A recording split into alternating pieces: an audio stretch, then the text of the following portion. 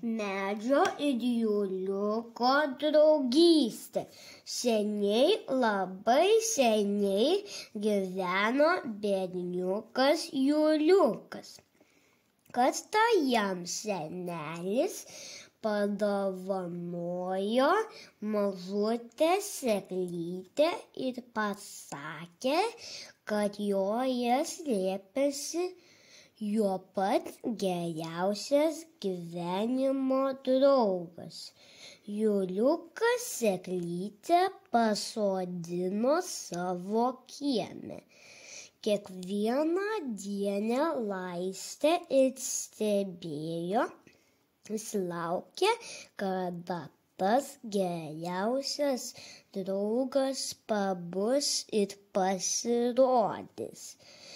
Išaušus gražiam pavasario rytui jis pastebėjo mažą daigelį, kuris su kiekvieną dieną didėjo, tvirtėjo ir stiebėsi aukštyn.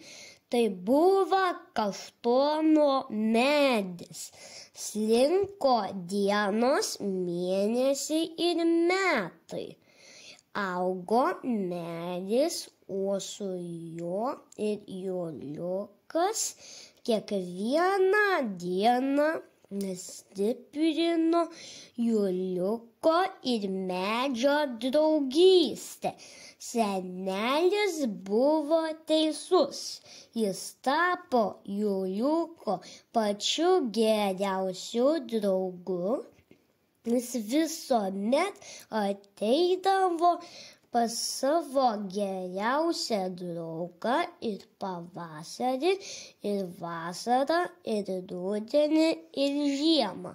Ir vis stebėdavosi, kaip mainosi medelio rūbas bėgant metų laikams. Pavasaris pasipuošdavo gražiausiais žiedais. Vasara brandindavo kaštonus. Rudenį pakeisdavo lapų spalvą ir išbarstydavo sėklas, o žiemą atrodė, kad miega po sniego pusnimis. Juliukui pasenus jis mažą medelio sėklytę įteikė savo anūkui, kad ir jis turėtų nuostabų draugą savo gyvenimo kelyje. Ši draugystė tapo ilgaamžė Juliuko giminės tradicija.